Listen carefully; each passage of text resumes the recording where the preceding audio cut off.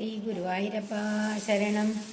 പിതൃസുരഗണയാജി ധാർമ്മികോ യോ ഗൃഹസ്ഥഃ സ ച നിപതതി കാലേ ദക്ഷിണാന്ധോപഗാമി മയി നിഹിതമകാമം കർമ്മ തൂദപഥാർത്ഥം കപിലതനുരിതി ത്വം ദേവഹൂത്യൈന്യഗാദീഹി. അന്വയം നോക്കാം.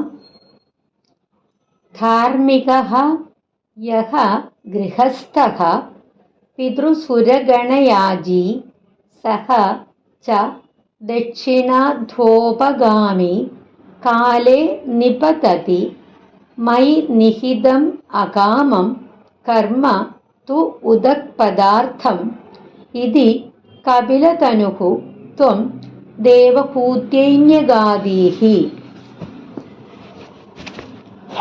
സാരാംശം നോക്കാം.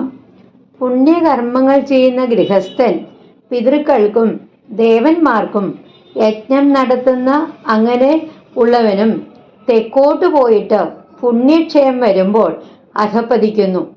എന്നാൽ എന്നിൽ അർപ്പിച്ചുകൊണ്ട് ഫലേച്ഛ കൂടാതെയുള്ള കർമ്മം ചെയ്യുന്നവനാകട്ടെ വടക്ക് വഴി കാണിച്ചു തരുന്നതാണ് എന്നിങ്ങനെ കപിലമുനി അമ്മയോട് പറഞ്ഞു. അതായത് പിതൃദേവഗണങ്ങൾക്കായിട്ട് യജ്ഞം നടത്തിക്കൊണ്ടും പൂജകൾ ചെയ്തുകൊണ്ടും കർമ്മനിരതനായി ജീവിക്കുന്ന ഗൃഹസ്ഥൻ യാതൊരുവനാണോ അവനും ദക്ഷിണ മാർഗങ്ങളിൽ കൂടി സഞ്ചരിച്ചിട്ട് പുണ്യക്ഷയം നേരിടുന്ന കാലത്ത് ഭൂമിയിലേക്ക് പതിക്കുന്നു.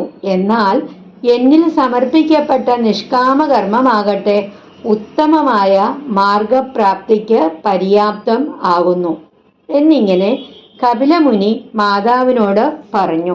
ശ്രീ ഗുരുവായൂരപ്പ ശരണം.